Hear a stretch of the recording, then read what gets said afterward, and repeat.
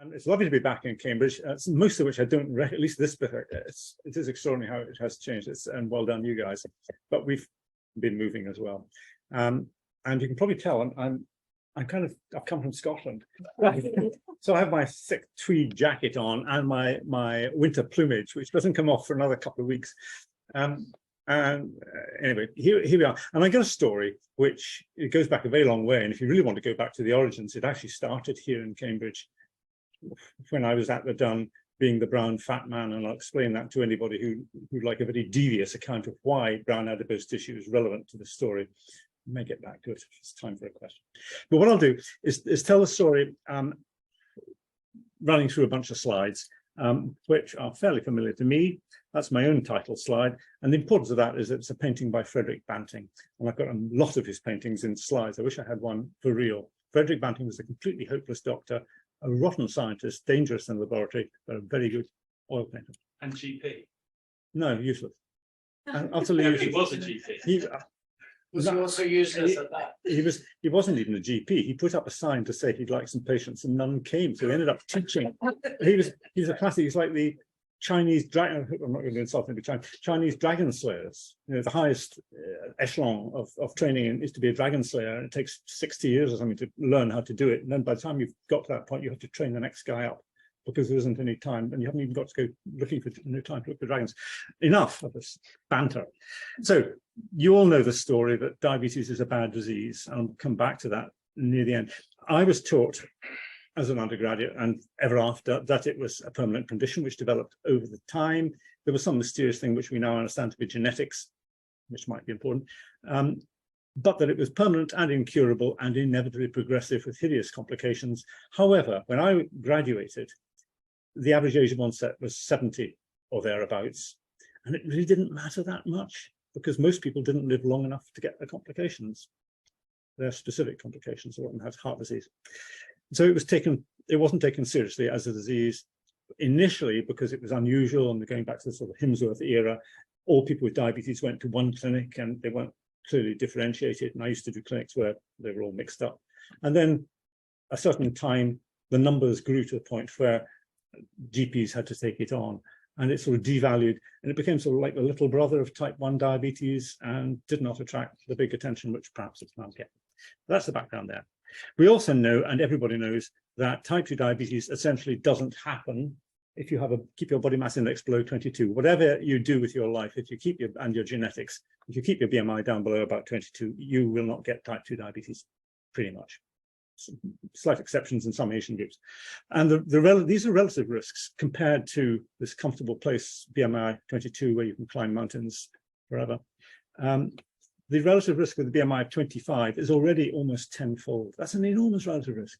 That's a colossal, terrifying. If you've got 10 times the likelihood of having diabetes as the person sitting next to you, would you want to do something about it? With a BMI of 25. And then you've got these extraordinary relative risks with BMIs of 30 and above.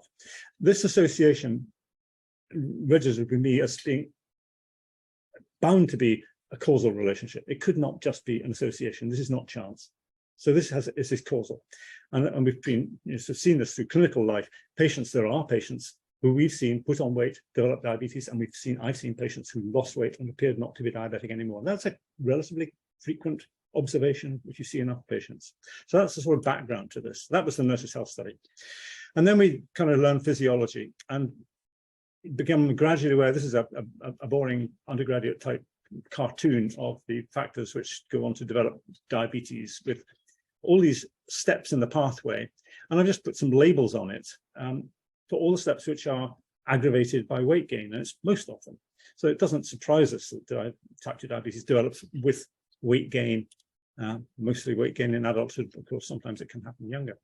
We also know, and it's now really well established, that pre-diabetes, the people who have not reached that fairly arbitrary threshold, hemoglobin A1C of 6.5%, 48 millimoles per mole, to prevent progression into diabetes can be achieved for the majority, for most patients, by relatively modest weight loss. And this is the Diabetes Prevention Project from North America. The Finnish project gave identical results, where you've got a weight loss initially of about 7 kilograms, which dietitians can achieve with a lot of patients, maintained not that well, but quite well for 4 years, 4 kilograms at 4 years roughly. And with that, at 4 years, you have a 58% reduction in the incidence of new diabetes. So it's knocked out more than half the development of diabetes with something which can be achieved, should be achievable across the world in primary care, provided people are geared up and willing to do it and not being corrupted by the environment. And the prevention of diabetes is now totally established. This is a more recent meta-analysis which was conducted by Matthew Situpa on behalf of the EASD nutrition study group as part of a bunch of studies which have been commissioned and completed now for guidelines, which should have been published this week, but will probably be next week, for diet in the management of diabetes. And it's simply to say that although you run the various tests of quality of publications, and there were only 7, or only perhaps that's a big number, 7 randomized trials with mixed risks of bias, although mainly the low risks of bias, and none had high risks of bias.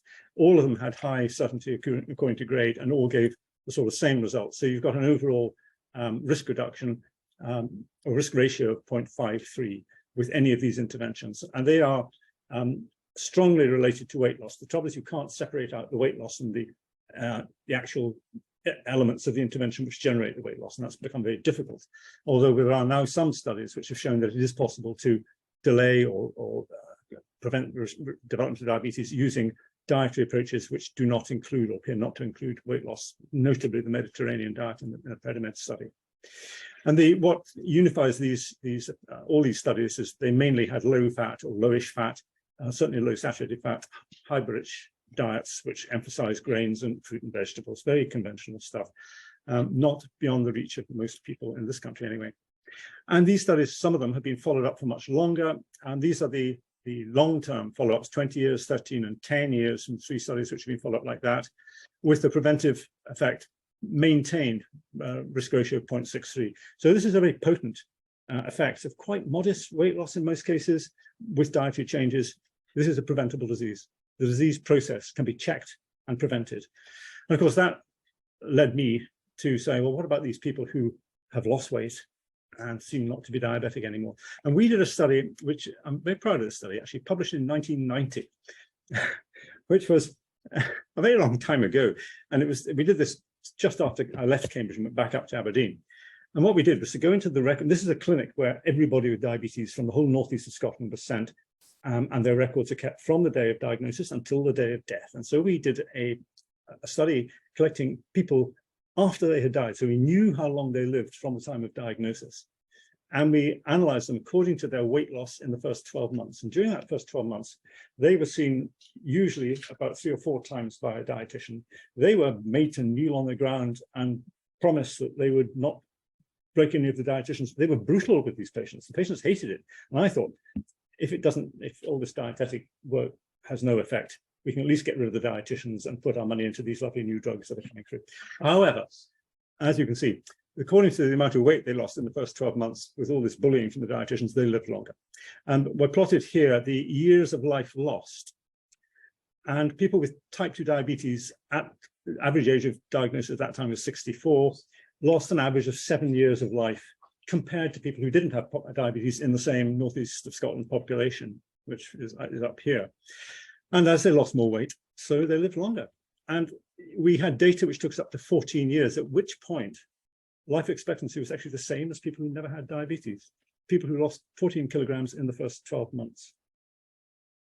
And I didn't like, it's not a very round figure, so I made a figure of 15 and said I'd probably do the same sort of thing because I like 15 better than 14. There you go, old study, cunning design. And then the second shred of evidence that came along was John Dixon in Melbourne, who did the first ever randomized trial between bariatric surgery and continuing in the diabetes clinic for people with overweight people with type 2 diabetes. And the results are here, gastric band. And you can see what happened here. The filled symbols of people who remain diabetic at 2 years, according to their weight change, percentage weight change. They're 100 kilos, so percentage and kilos are the same. The open ones, the people who are no longer diabetic. There's one here and there's another one there, but most of the, and they got an overall remission rate of 73%, which is exactly what the surgeons had been saying for years with their non-randomized trials, which we all ignored because they were not randomized trials. We might have moved things on many years earlier. However, I drew my line at 15% or kilos here, and I could have drawn it at 10. In fact, John Dixon did draw it at 10, because he said with 10 kilograms weight loss, you've got 83% remissions at 2 years. And I just like 15 better than 10, because I thought it would give you a bit of leeway, and we don't really know what happens in the greenish area. 83% remissions at 2 years.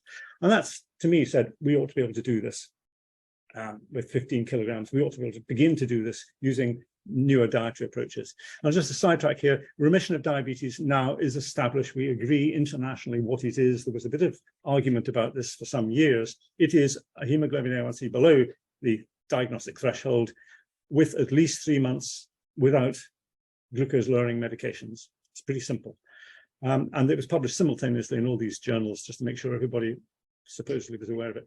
But there are still people who refer to the older literature. The ADA had a statement from John Booth and colleagues, which had slightly different diagnostic criteria. The Virta Health, and that included what they called partial and complete remission. By partial, they meant returning to pre-diabetes, and by complete, they meant they reversed pre-diabetes down to hemoglobin A1C below 42. Virta Health was a big commercial thing in America. It made a lot of noise by claiming they had remissions with patients still on drug treatment, which we can argue about. Maybe that is a remission. You've got a normal hemoglobin A1C with drugs. Is that a remission? The patients didn't think so. Anyway, and then the ABCD and Primary Care Diabetes Society had slightly different criteria. Again, here with a 6 month duration. Anyway, that's the background. We now agree on what a remission is, and on that's how we started the diabetes remission trial, DiRECT, which was located in Scotland, scattered all over the country in primary care, and in the northeast of England. The reason for that is that Diabetes Care, in their wisdom, said, don't do this small study that I had originally applied for 3 times without getting funding. Let's do a much bigger one and put you together with Roy Taylor in Newcastle, and we'll get the mechanisms as well, because Roy and I are pals and we can work together. And this is good fun. So we recruited, we randomized by practice for several reasons, not by individual. And one reason is that we asked the practice nurses or dietitians, if there were any, to deliver the intervention. And it would have been very difficult for them to deliver one intervention to some patients in their practice in the same street as others. So we randomized by practice. The other reason was that we knew perfectly well from even thinking about this, just thinking about it, that patients allocated individually to a control group would be very likely, having heard the aims of the study, to run down the road and corrupt your study design. So I think it's sort of unfeasible to randomize people into much of a control group now, certainly not for 2 years, which is what we did. So that's how they looked. The control practices followed guidelines. That's nice in England, signed in Scotland. And the intervention group did exactly the same, plus a diet program. We recruited 28% of patients who were approached. Now, some people said, oh, that's only 28%. But if you've ever tried to recruit in primary care, you'll find that getting above 5% is pretty good. I'm prepared to accept that this is a good number because it's come to me from none other than Simon Griffin. So 28%, these are people who were able to set aside a large chunk of their lives in the intervention group to go through this intervention. The control group had to do absolutely nothing. They were randomized by practice, so we simply collected data from their primary care records. And they were very typical patients, average age 54, for this, not 20 years earlier, average age 54 with 3 years of diabetes on average. So their average diagnosis, age of diagnosis 51, which is pretty average now. And they were not yet on insulin, so we actually excluded the very odd numbers, few numbers who might have been on insulin within 6 years of diagnosis. Hemoglobin A1C 59, and a high proportion came from the most deprived areas, and we did that on purpose because that's where most diabetes is and where it's more difficult to manage.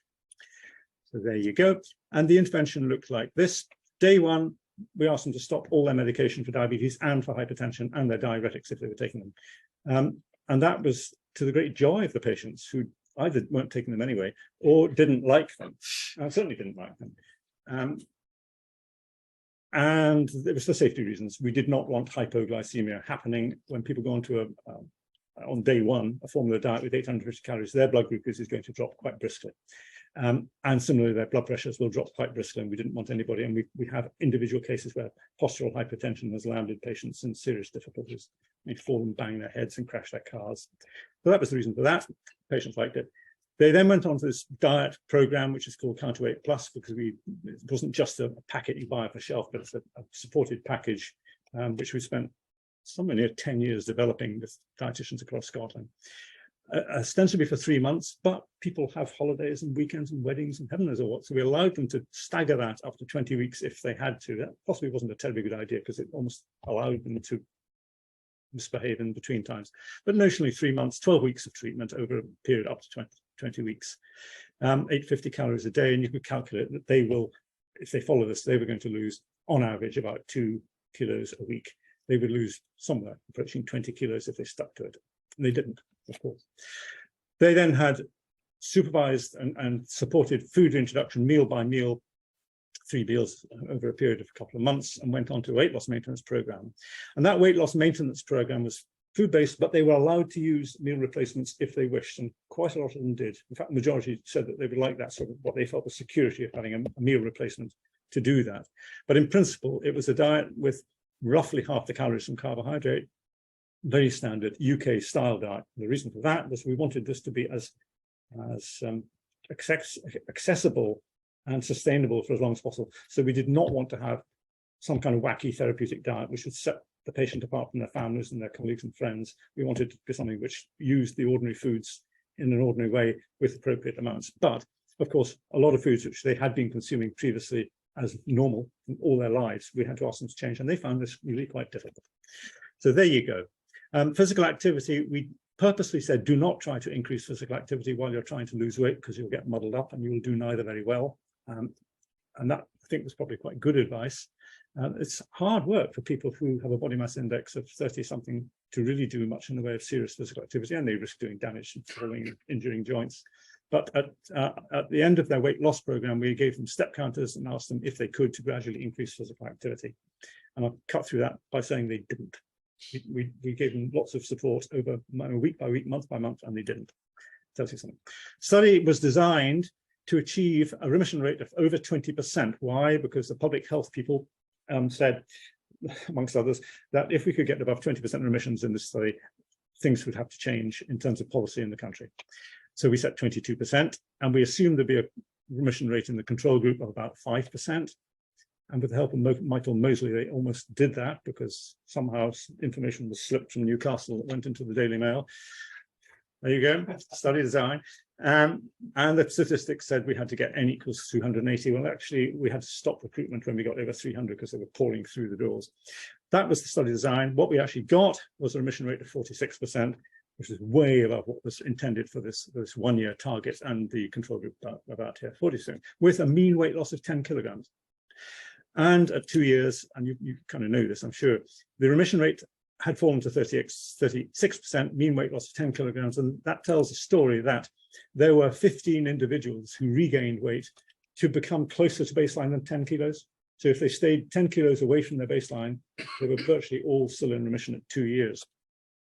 And that's still way above the 1-year target of 22%. So those are the results, and that then has led to all sorts of, as we hoped and anticipated, and the patients wanted, a change in the way they're being managed, which is gradually happening.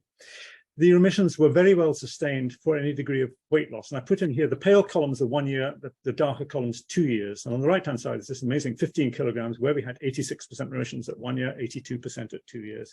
Pretty much the same as bariatric surgery, which tells you that the effects of bariatric surgery in diabetes happen with the first 15 kilograms of weight loss. You don't need to lose the next load, except, of course, that if they stick at 15, they're going to regain, they're all going to regain a bit, and you're more likely to sustain it after bariatric surgery if you've lost 20 or 30 kilos.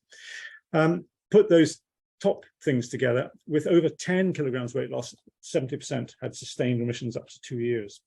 That is right in the range that is achievable by dietitians and willing patients, and provided got support and encouragement, and don't get mixed messages from other people. I mentioned the stopping of blood pressure medication. This caused the greatest difficulty with the GPs. They are very wedded to the notion that antihypertensives are critically important for their patients. In point of fact, there are studies which have done therapeutic trials of withdrawing antihypertensive and found they can be withdrawn in 25% without any change in blood pressure. So about a quarter of the people being treated for hypertension across the country, all of them, don't actually need those medications. And includes my daughter, who did it quite recently. However, what happened here in the white line are the people who had never been on treatment for their blood pressure, and you can see that quite rapid. These are the mean results. So half of the patients had greater falls in blood pressure than this, and they fell to a mean 14 millimeters of mercury below baseline in the first few weeks of it. This is the period on the total diet replacement. So 12 visits up to 20 weeks in those who went on for 20 weeks. So very brisk fall in blood pressure, which was quite dramatic in half the cases and half the less. The green is the people who had been on 1 antihypertensive medication, the yellow, those in 2. And at the end of the total diet replacement period, at this beyond 10 and visit 10 and visit 12, depending on how many weeks they did it in, the blood pressure was 10 millimeters of mercury below baseline. But that was including 30% of those previously on treatment who had to go back onto treatment because, of course, there wasn't a protocol for reinstituting antihypertensive treatment or diuretic for those who needed it, as it was for anti-diabetes medication. So I think this proves to me, in general, that weight loss is a very potent treatment for hypertension for people who are overweight, obese, and more so, much more so than any of our medication. So that was good. With those reductions in diabetes, blood pressure, and of course lipids, which I'm showing you, we would expect long-term reductions in clinical events. And these were monitored as serious adverse events in those first 24 months, 2 years of treatment. And we didn't see any change in the first year at all. But in the second year, there was actually a significantly smaller number of serious adverse events in the intervention group. So there were more serious adverse events in the control group. And they included quite a lot of diabetes-related vascular events and a number of cancers. And all of these are things which one would hope in the long term to see fall away with effective sustained weight loss. It was surprising we got any signal at 2 years. And I say signal because there are data now emerging which suggests that in the long term we're going to see some quite striking results along these lines. So this is what the intervention at 2 years, we had lower hemoglobin A1C, lower blood pressure if you're on medication for both, a lower cardiovascular risk, however you calculate it, and better quality of life with lower costs. And this makes it a dominant treatment for those who are economists. And we wrote a very economical paper, which is complicated, and that's its graphic. But the bottom line is patients were predicted to live longer, a bit, not much, a bit longer. They were predicted to feel better, they did feel better, and that their medical care costs already by 2 years had fallen substantially. And this included our observed data for 2 years, which of course we've now got 5-year data, which I'm not at liberty to tell you, which is very frustrating because I've seen them. But you're smiling. Message. And the estimated lifetime. So this is a standard paper which we're very proud of. In the last stages of DiRECT, in the last 2 years, we had to do what everybody else had to do and stop seeing our patients face to face. And so what we did with the Counterweight program was to work it very quickly into a completely remotely delivered weight management program. And that patients actually liked it because they didn't have to trail in anywhere. Their surgeries, and they didn't come to hospital anyway. They'd all seen their own surgeries across the country, but they didn't have to trail in anywhere in the rain, park, go in and get looked at by people. It was all managed at home using, oh gosh, email, Zoom, WhatsApp, and telephone. Now, who discovered the telephone and invented this amazing apparatus? And has it taken us nearly 200 years to start using it in the health service? Fantastic, isn't it? So that's what we do. Anyway, the results here, this is an unselected group of the first people who've been monitored in an audit of this entire service from start to finish, not in DiRECT, but alongside it. Their weight loss at 12 weeks, 15 kilograms, 12 months, 15.8 kilograms. Patients like it, and they seem to do equally well with a totally remote service. So I think, I know there are trials of face-to-face services still being mounted. I think that's last century's question. We've moved on. Now, I haven't mentioned Roy Taylor, who remains a friend. And we have a lot of fun together, I have to tell you. However, he did what he does and put a subset of the patients in Tyneside through the same metabolic testing that he'd used in his counterpoint study, which had shown to him that weight loss of 15 kilograms appeared to take people out of diabetes. And these are some of the results. The most striking thing is this extraordinary level of liver fat if you start measuring it with magnetic resonance, very high in people with type 2 diabetes. And in those, the blue are the people who had remissions, it falls dramatically to normal. In those who had did not have remissions, in the greenish color, and in the yellow, which are the relapsers, kind of thing seems to have gone anyway. These are I think that's the relapsers. Yes, that's relapsers in the yellow. People who had remission at 1 year and then relapsed in year 2, their liver fat went back up to the high levels that it had been at baseline. With the reduction in liver fat, there is a reduction in export VLDL from the liver. And with that, there's a reduction in pancreatic fat. The pancreatic fat is very difficult to measure. There's not much of it, biggish error bars, but it's high in people with type 2 diabetes, and it falls quite briskly in those who get remissions. Does not fall in those who fail, and it remains high in those who have relapses. So the story is fairly consistent. It seems that the ectopic fat in these vital organs is deleterious to their function. And that takes me back to brown adipose tissue, if anybody really wants to hear the complicated story of why fatty brown adipose tissue doesn't make heat anymore. Still a live story. The pancreas volume, which was low, about half normal at baseline, filled out to be normal, absolutely normal, indistinguishable from normal at 2 years. The raggedness, the fractile dimension, which was measured here, was double normal and fell to normal. And with that, insulin secretion, which was less than half normal at baseline in these patients, returned to be absolutely normal. In total, this is the arginine and glucose stimulated insulin secretion. So their pancreas is capable of regenerating. What did not, and there's some fantastic photographs, absolutely amazing images of pancreas. This is a non-diabetic, on the right-hand side is non-diabetic, people never had diabetes. Next to it, 2 years, people who have had remissions, and you can see how the progression from remission happened. What did not come back to normal, whoops, oh, I can't go back, well, I'll try to, never mind. What did not come back to normal was the first phase. Can I? Somewhere here. There you go. You don't need to see it anyway. What did not go back to normal was the first phase of the response. However, it did return to a point probably where it was before these people developed diabetes. So what it looks like to us, to me, is that people with type 2 diabetes have got a pancreas capable of making a lot of insulin. I think we know that already. But their first phase response is stunted probably throughout their lives. We know that because the offspring of people with type 2 diabetes, the children, already have a diminished, a lower first phase insulin response. So probably unreasonable to expect that to come back to the level of somebody who's never had diabetes, a never diabetic person. So there's something telling us something about the genetics of diabetes in the pancreas. And I'll slip into a very famous paper, which was, of course, driven by our great leader, Professor Griffin. Sorry, I shouldn't be. Well, anyway, the paper was a systematic review and a degree of meta-analysis of the trials for weight management type 2 diabetes, which was conducted for the EASD guidelines group. And what I've done here is put down pretty much all the papers which had been published, which described remissions of diabetes, which we could include in such a review.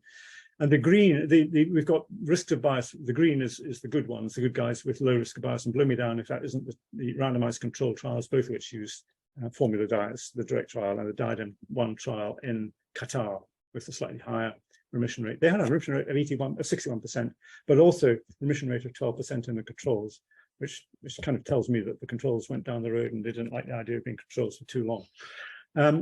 Mediterranean diet has got remissions. These are that is a randomized controlled trial, beg your pardon, which has some remissions up to about 10 or 15%.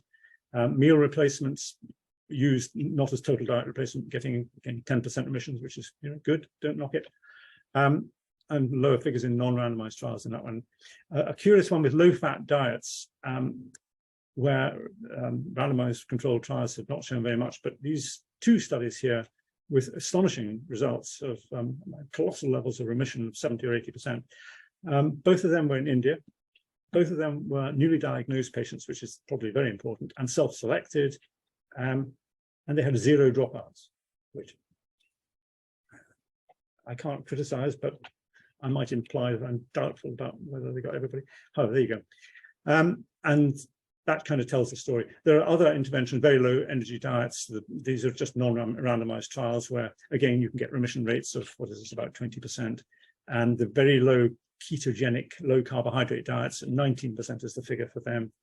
But these trials are not conducted with a view to getting remission. So some patients remained on medication who might actually have been able to stop the medication.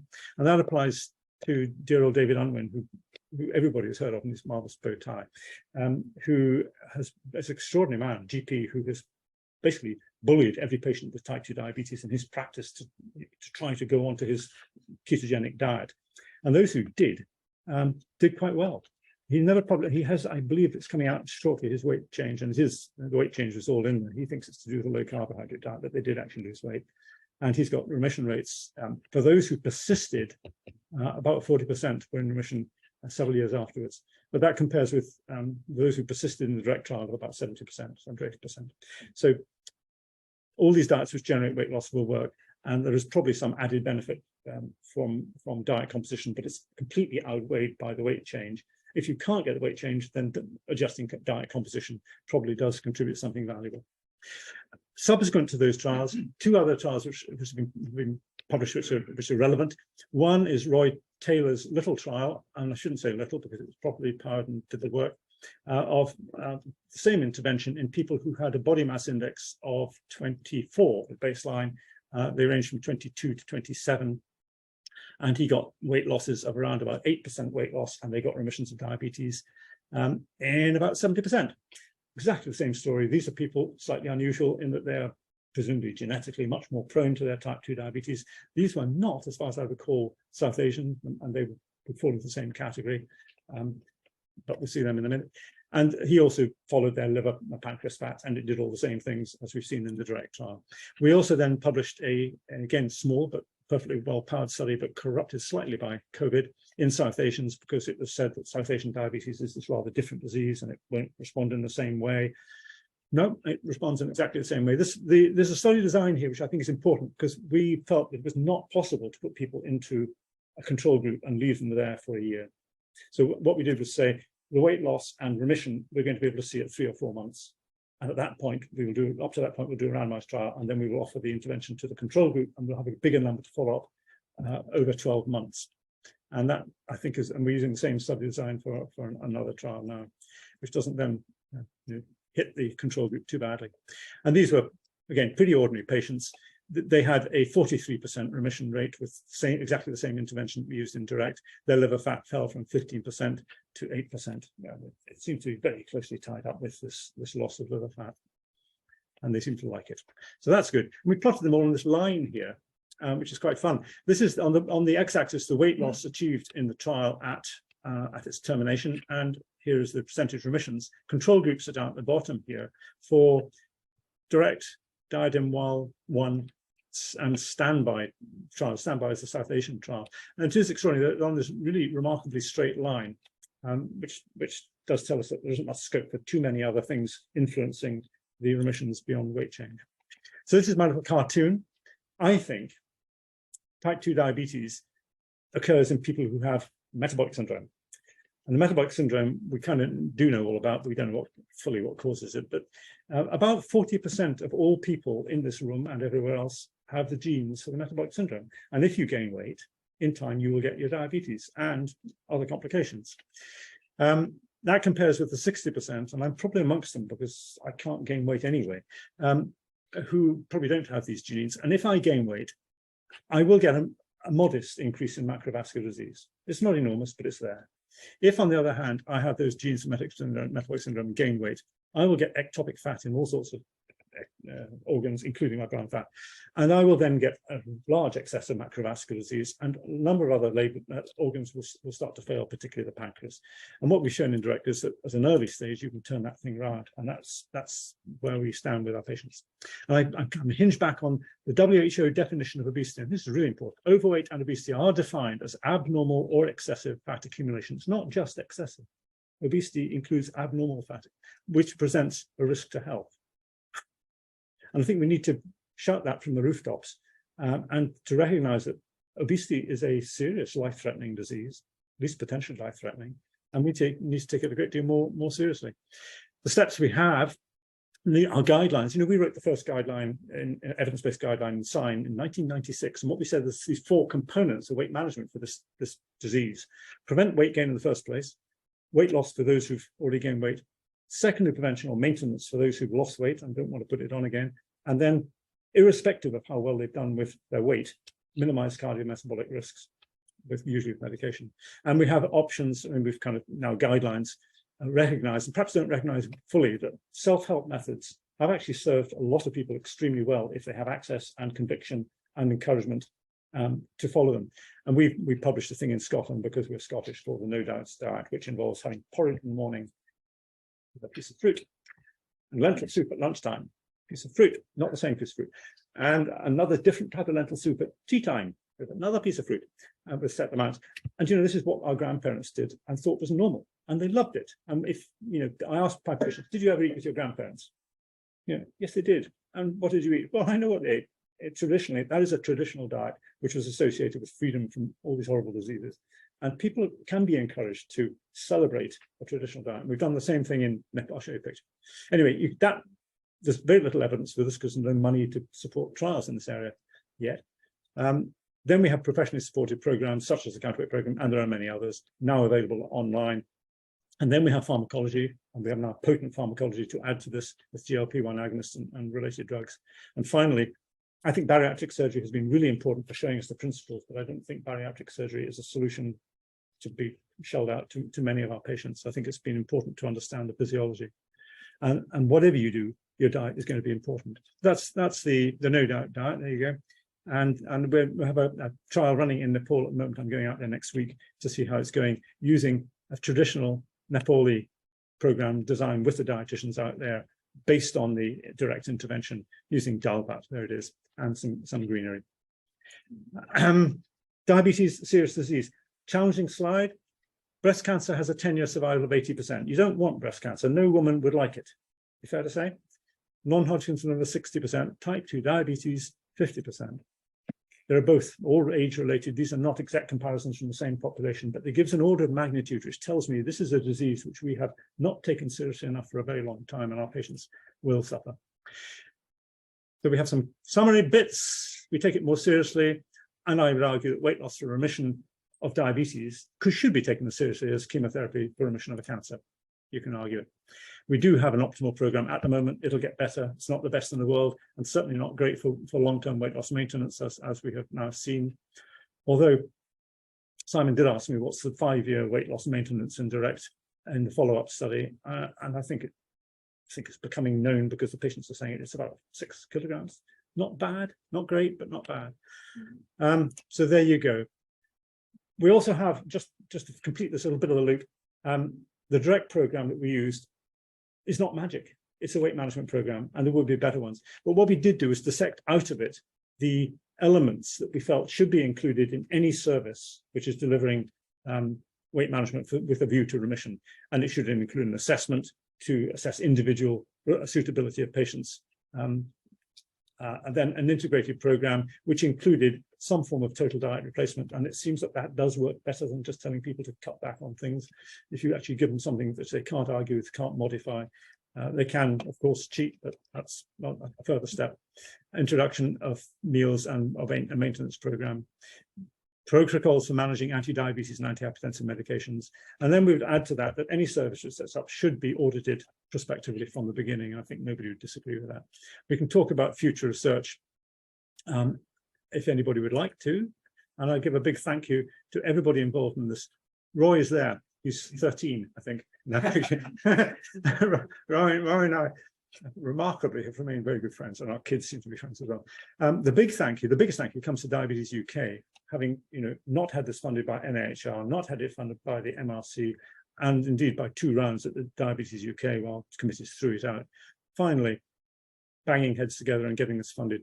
And the donors, this is all done with donor money. There's no government money and no commercial money went into it. So there you go. And I think, I was going to go back to that. I think we can discuss anything. I'm happy to stop. I've probably gone on way too long or something. But I left those kind of questions here. If anybody does think it's worth discussing what we should be doing next, great, and what should inform our next bout of research. Effect size. Well, I mean, look at just you can. I think what we've learned is that the effect sizes of a weight management program, a good one, are enormous. You do not need to do big trials ever again. And I would go further than that. Greater weight loss has little extra effect. Bariatric surgery doesn't actually increase the remission rate. It may increase the duration. We're concerned that patients, after they've been through a program like this, remain, their BMI is still 30 or 29 or something near it. And so their risks of macrovascular disease remain. We've gone in way down the end of this disease process. And a BMI of 30 or 28 or 27 is enormous. Patients want to lose weight. We can't keep them in control groups very long, so we've talked about that. We think that, this issue that Asian people in particular feel if they lose weight, they'll be weaker. And we've had big trouble trying to get trials in the Gulf states because the patients simply say, I'm not going to lose weight because that'll make me weak. In point of fact, if you measure anything, it makes them stronger. So we've got to get around that one. And the big question, does remission reduce vascular complications and extend survival? Well, there are some data which will be coming out quite soon from at least 3 different sources, which will tell you that they reduce the microvascular complications. The benefits of vascular complications are not so obvious, and that's probably because it started long before the diagnosis of diabetes while people were gaining weight up to these very high levels. And what I think is it's never going to be possible to do randomized controlled trials for this. We're only going to get the evidence for this from well-conducted observational studies in the future. So I really must stop. I have no idea what the time is. Mike, thank you very much. You have questions online. We'll start while we're looking for those with Soren. You have a question. Thank you, Mark. That was fascinating. Do you think we should, in the future, focus on weight loss per se, or fat mass loss, perhaps? Yeah, good question. Should we focus on weight loss, or should we be more refined and go for fat mass loss of fat mass? Which, of course, implies that by weight loss, you could be reducing muscle, couldn't you? And this, I mean, I had a patient that I've been writing about earlier today. I've been seeing in the outpatient clinic who has cerebral palsy, who has very low muscle mass, who is overweight, of course, but metabolically, it's like somebody who's severely overweight, or severely obese. So if we could measure fat mass easily, I think that would make sense. However, most of our patients are motivated by weight change. They can measure it at home. And in most cases, weight change does tell the story. So I think there are certainly individuals where it doesn't apply. An amputee, leg image. Mike Tyson. Mike Tyson. Yeah, he's obese. Mike Tyson, we published a paper on Mike Tyson with one of my PhDs. Tang Han, anybody remember Tang Han? He was a student here, and he's now an endocrinologist in London. He was one of my first PhD students. He did medicine. You must know. No, you don't know. He published a paper, we published a paper together on boxers and their body mass indices and their muscle level, which are enormous. Their BMI is completely inappropriate. And Mike Tyson, in his return, did have a BMI of about 33, I think it was. But the joke is, you'll be the one to tell it. Oh, well, oh yeah, that is the joke. So we have a question from Mike, who is in our PPI group.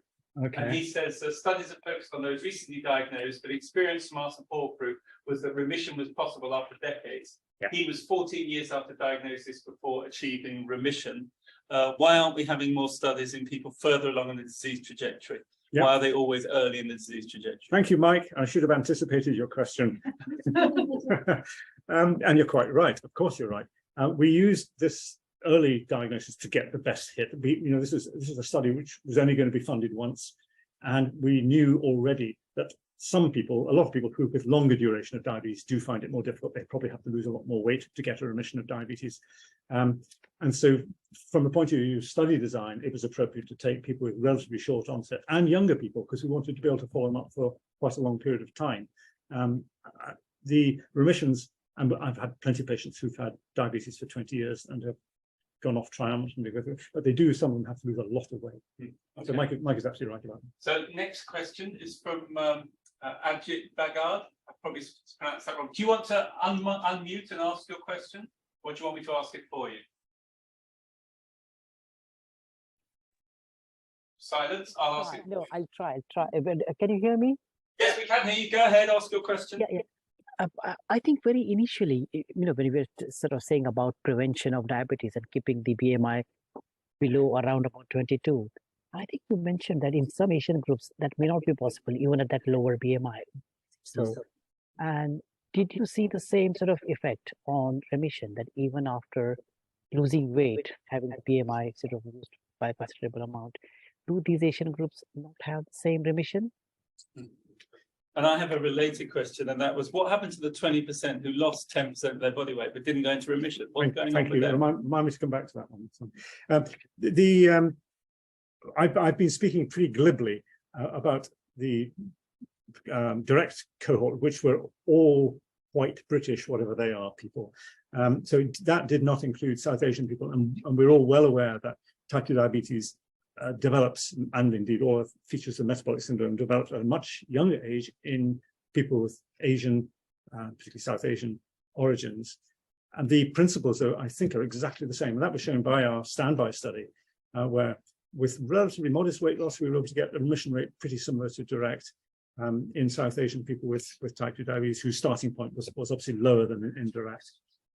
I hope that answers your question. It seems to be really the same disease process. The paper was its study was called Standby, and it's published in where is it published? Diabetology? It was in your slides.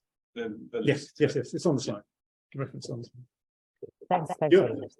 Thanks. Simon's question was, what happened to the people who lost 15 kilograms or even 20 kilograms and did not get a remission of their diabetes? Yeah. Well, they fell into several groups. Some of them very nearly got remission, and they probably just needed to lose a bit more weight. These are people with BMIs of over 30. These are people with a lot of body fat on board, which has probably been upsetting their metabolism for a long time. So that was some of them. There was a subset of people who we identified because they lost 10% or more of their body weight, and their hemoglobin A1C failed to fall by more than 10 millimoles per liter. This is just basically from the others we'd expect a much bigger fall in hemoglobin A1C from the sort of mean results, and they just didn't seem to have that. And Roy had about 2 or 3, and I had about 2 or 3 like this. So about 6 patients across the 150 in the intervention group, and 2 of Roy's, it turned out, had a duration of diabetes which was much longer than they confessed. In other words, they sneaked into the trial by saying their diabetes was only 5 years, but actually it was 15 years. So that was 2 of them. I think it was 2. And there may have just been 2 in Newcastle. The ones that I had in Glasgow were quite interesting because 2 of them gave long histories of recurrent abdominal pain requiring admissions several years previously. And in one case, it had been diagnosed as recurrent pancreatitis. Another one, it turned out, had concealed a history of alcoholism previously, no longer drinking, but had been a heavy drinker for many, many years. So pancreatic damage for another cause, although they had become overweight and it looked like type 2 diabetes. And the final one was a very short woman who was from Bosnia originally. And in her childhood, she had suffered starvation. And I think she had what I remember from working in East Africa was malnutrition-related diabetes, which is calcific pancreatitis. So what we're seeing is small numbers of people who did lose the weight and probably benefited in other ways, at least I hope they did. But their diabetes was partly or even largely caused by pancreatic damage through some other route. And I think we've begun to recognize, there was the question, how many of them had MODY, how many of them had LADA? The answer is we think none of them had LADA because we did measure the antibodies in those small number and none of them had antibodies, not even false positive ones, which was a huge problem. And none of them look like MODY at all. Great. There's a question from Suchi Lim. Do you want to unmute and ask your question, Suchi? Thanks, Prof. Lin. This is Suchi from Singapore. May I know what do you think will be the contribution in terms of reduction in liver fat towards diabetes remission? This is a mechanistic question, trying to understand what do you think would be the size of contribution from reduction of liver fat towards diabetes remission?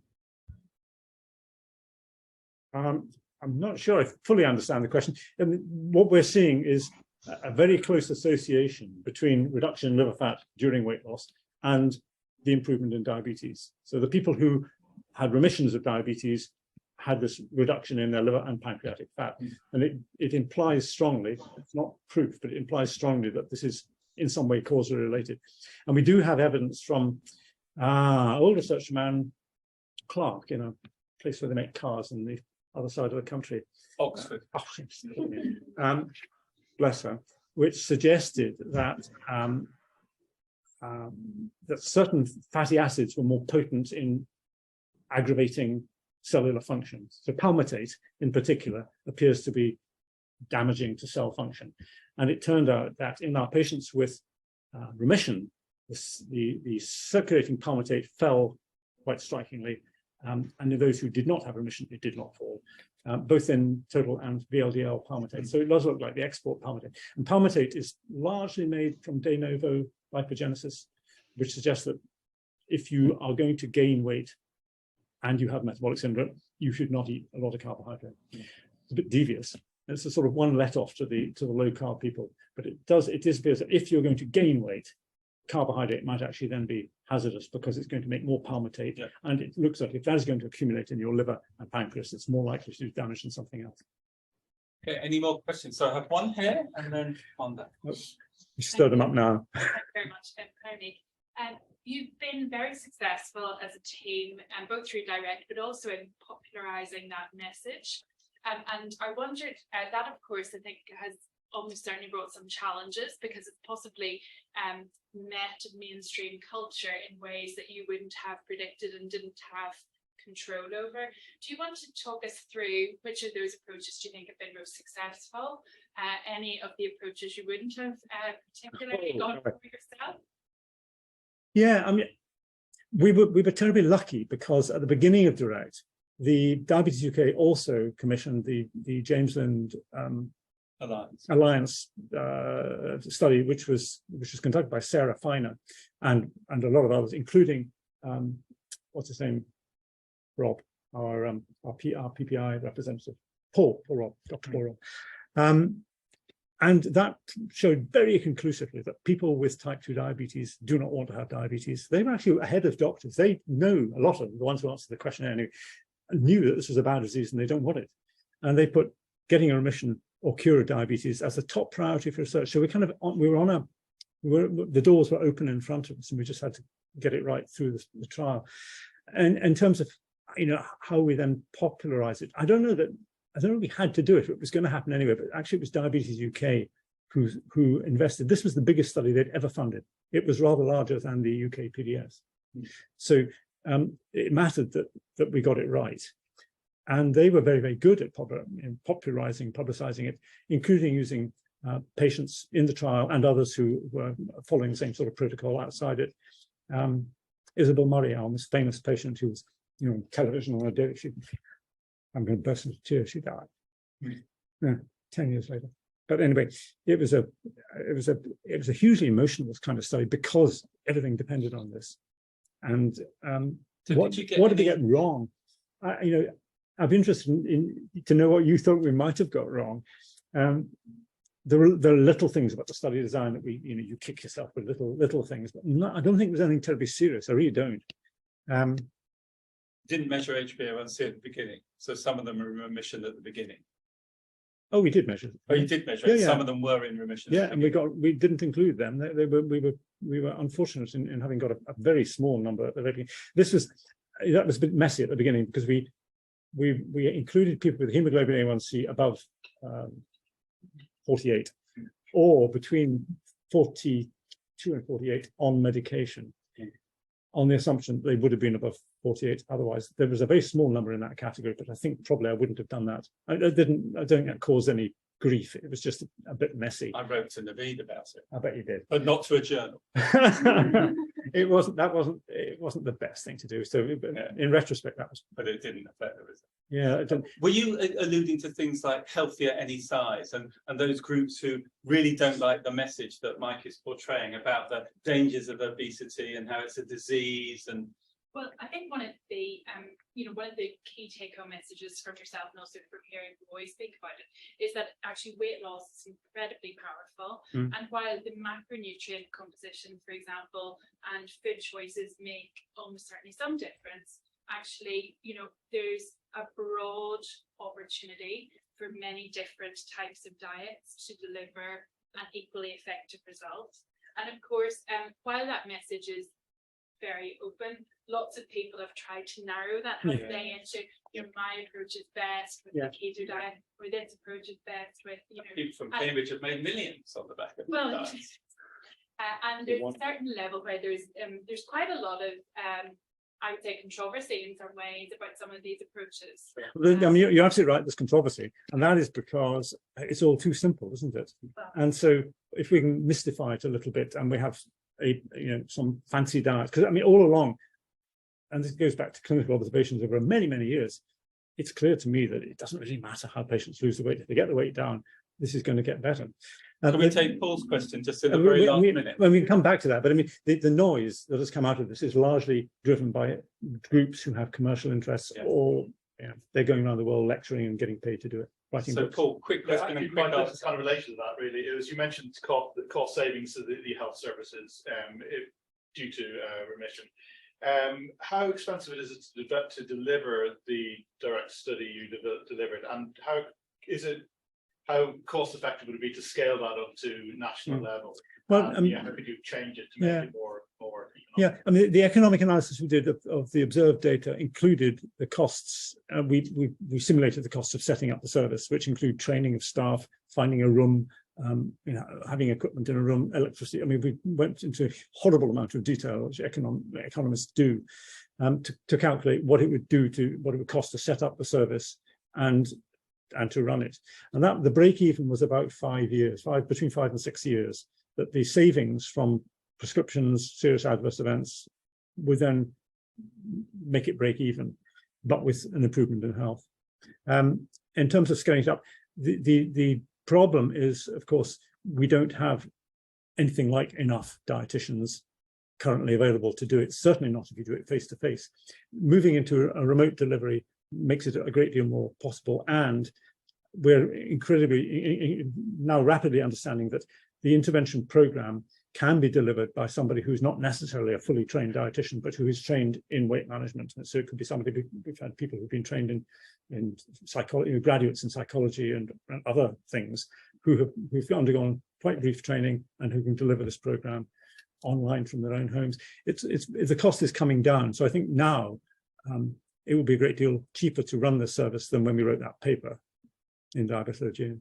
So we've gone over our time, so we probably ought to stop. I imagine Mike would probably be happy to answer questions. Yeah, of course. But I'd love to know more about the things that you think we might have done wrong, because I think it was a deep implication there. I was going to say that.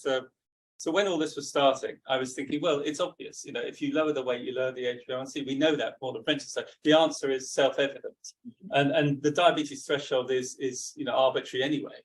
But I was completely wrong, because actually remission has changed the landscape completely.